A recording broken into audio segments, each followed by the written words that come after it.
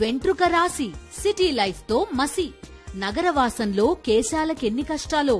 పూర్తి వివరాలకు చదవండి రేపటి సాక్షి హైదరాబాద్ ఎడిషన్. తెలంగాణలో ఫోన్ ట్యాపింగ్ కేసు ప్రకంపనలు రేపుతోంది. జూబ్లీహిల్స్ పోలీస్ స్టేషన్ కు మాజీ ఎమ్మెల్యే చిరుమర్తి లింగయ్య విచారణకు హాజరయ్యారు. ఫోన్ ట్యాపింగ్ కేసులో తొలిసారి రాజకీయ నేతను పోలీసులు విచారిస్తున్నారు. ఏడీఎస్పీ తిరుపతనతో ఫోన్లో టచ్లో ఉన్నారని చిరుమర్తి లింగయ్యపై ఆరోపణలున్నాయి. ఫోన్ ట్యాపింగ్ కేసులో లింగయ్య విచారణ కీలకంగా మారింది.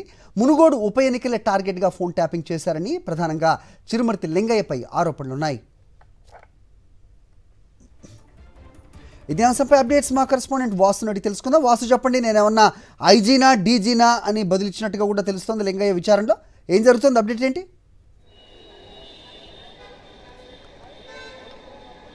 కొద్దిసేపటి క్రితమే చిరుమర్తి లింగయ్య జూబ్లీహిల్స్ ఏసీపీ వెంకటగిరి ముందు విచారణకు హాజరయ్యారు. ఈ కేసులో ఆయన ఐఓగా ఉన్న నేపథ్యంలో కూడా ఆయనకు ఇటీవల కాలంలో నోటీసులు జారీ చేయడంతో కూడా ఈరోజు ఆయన హాజరయ్యారు. ప్రస్తుతం అతన్ని మొదటి అంతస్తులో ఒక రూమ్లో ప్రత్యేకంగా విచారిస్తున్న పరిస్థితి కనిపిస్తుంది. అయితే గతంలో ఫోన్ ట్యాపింగ్ కేసులో అరెస్ట్ అయినటువంటి పోలీస్ అధికారులతో లింగయ్య టచ్లో ఉన్నాడు. అతని ఫోన్ సిడిఆర్ ఆధారంగా ఆ పోలీస్ అధికారుల కాల్ లిస్టులో ఇతను ఉన్నటువంటి నేపథ్యంలోనే అతను నోటీసులు జారీ చేశారు.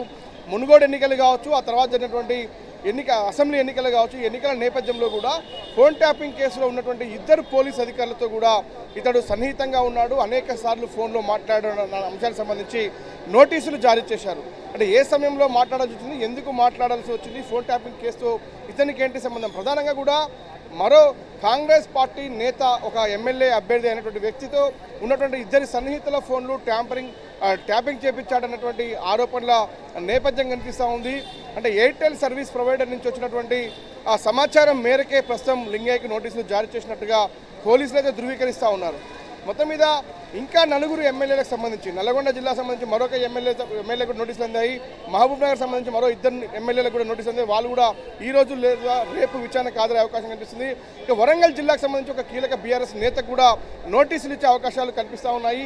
అతడు కూడా నలుగురు పోలీసు ఉన్నతాధికారులకు సంబంధించి ఎవరైతే ఈ ఫోన్ ట్యాపింగ్ కేసులో అరెస్ట్ అయ్యారో అందులో కీలక వ్యక్తితో ఆ బీఆర్ఎస్ నేత చాలా సన్నిహితంగా ఉన్నాడు, చాలాసార్లు ఫోన్లో మాట్లాడిన అంశానికి సంబంధించి కూడా ఆధారాలు సేకరించారు. అతనికి కూడా నోటీసు ఇచ్చే అవకాశం కనిపిస్తూ ఉంది. కొద్దిసేపటి క్రితమే మిర్యాలగూడెం ఎమ్మెల్యే భాస్కర్ రావు కూడా ఇక్కడికి రావడం జరిగింది. కానీ తనకు ఫోన్ ట్యాపింగ్ కేసులో నేను రాలేదు అంటూ కూడా ఆయన ఏదో చిన్న థెఫ్ట్ కేసులో ఇన్స్పెక్టర్ కలసానికి వచ్చానంటూ కూడా ఆయన ఇప్పుడు మళ్ళీ తిరిగి వెళ్ళిపోయిన పరిస్థితి కనిపిస్తుంది. లింగయ్య విచారణకు నాకు ఎలాంటి సంబంధం లేదని ప్రస్తుతం భాస్కర్ రావు చెప్తూ కూడా బయటికి వెళ్ళిపోయిన పరిస్థితి. ఆయన ఫోన్ ట్యాపింగ్ కేసుతో ఎలాంటి సంబంధం లేదన్నారు. కానీ చిరుమర్తి లింగయ్య విచారణ మాత్రం కొనసాగుతుంది. అతనితో పాటు ఒక మహిళ, మరో ఇద్దరు వ్యక్తులు కూడా విచారణకు వచ్చారు. వాళ్ళని కూడా విచారిస్తున్నారా, ఎవరు వాళ్ళు అన్న అంశం నుంచి క్లారిటీ రావాల్సి ఉంది. మరి దాదాపు గంట నుంచి 2 గంటల పాటు విచారిస్తామని ఇప్పటికే ఏసీబీ కూడా క్లారిటీ ఇస్తూ ఉన్నాడు. 2 గంటల తర్వాత చిరుమర్తి లింగయ్యని ప్రశ్నించి పంపిస్తామని చెప్తా ఉన్నారు.